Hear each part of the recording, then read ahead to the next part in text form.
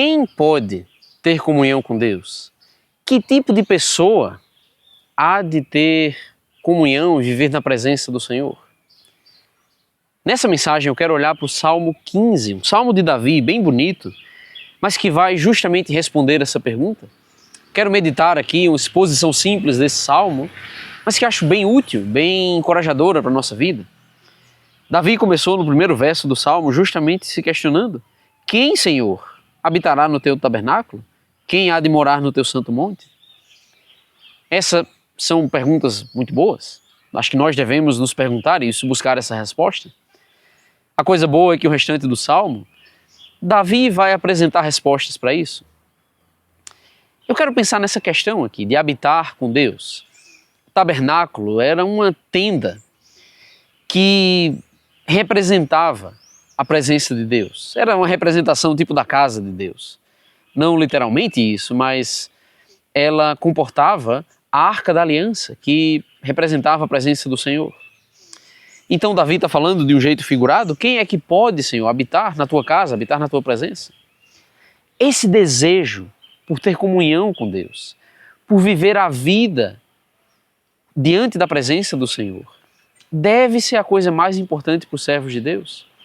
Às vezes as pessoas buscam Deus como se fosse um amuleto, que vai me dar bênçãos materiais, vai resolver meus problemas. Talvez só buscam nessas situações. E Davi está nos ensinando, por meio dessas perguntas aqui, por se importar com isso, que nós devemos almejar, querer comunhão com Deus. A vida inteira na presença do Senhor, e principalmente a vida eterna. Agora ele vai começar a dizer o tipo de pessoa que o pecado não pode existir com Deus. Então não serão os injustos, aqueles que vivem na impureza, na mentira, na maldade, que vão habitar na presença do Senhor. Davi começa a nos dizer, e ele vai descrever aqui, eu diria, o cidadão dos céus, aquele que habita de fato na presença e na casa de Deus. Veja o verso 2. O que vive com integridade, pratica a justiça e de coração fala a verdade. É bem interessante que Davi não vai para coisas exteriores, para coisas superficiais, mas ele vai falar de características bem profundas, de coisas bem espirituais, de ter um coração, uma vida, uma conduta diferente mesmo, distinta.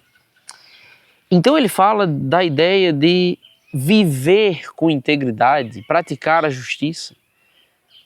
Não alguém que leva uma vida religiosa externa, mas que vive de acordo com a vontade de Deus.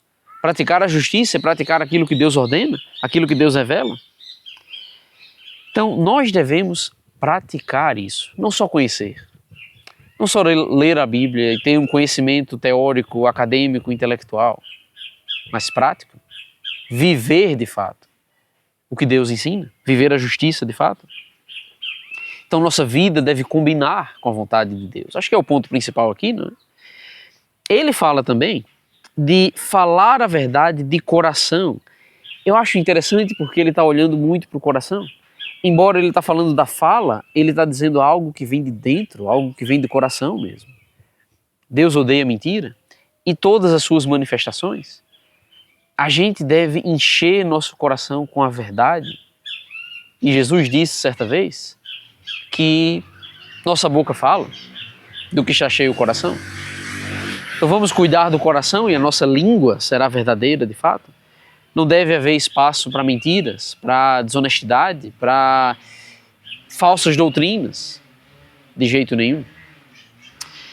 Ele continua, ele vai falar agora, versículo 3, parece que ele conduziu, não é, para a prática, agora para a língua, e ele fala então de como não usar a língua. O que não difama com sua língua não faz mal ao próximo, nem lança injúria contra o seu vizinho.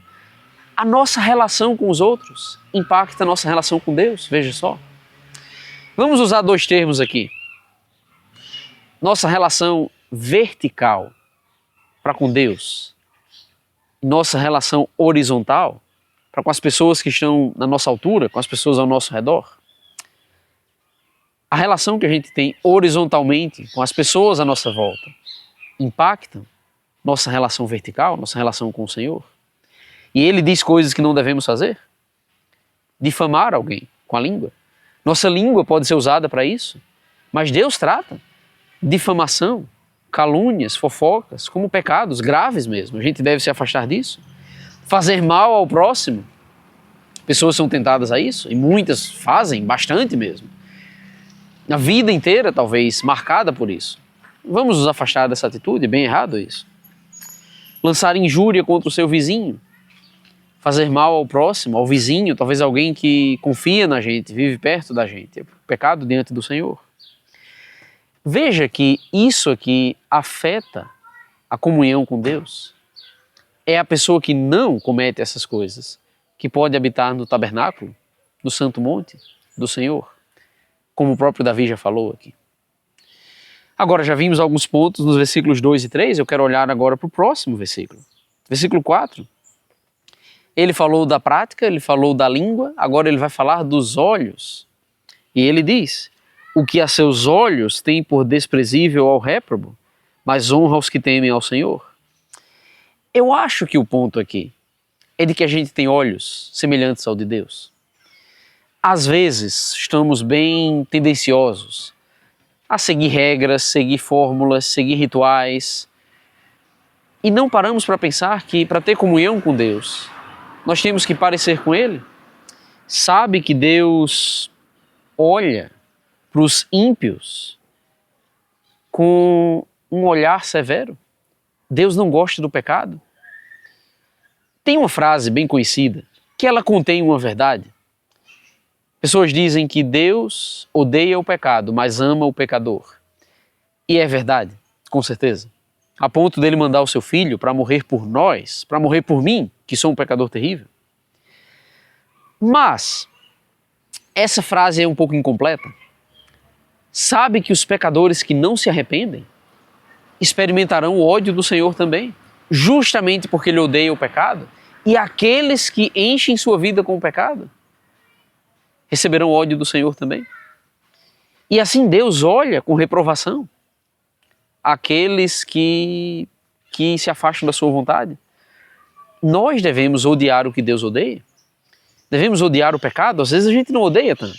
Às vezes a gente tenta se afastar do pecado, mas lá no fundo amamos a mentira, a sensualidade, a avareza e o orgulho e várias outras maneiras de pecar.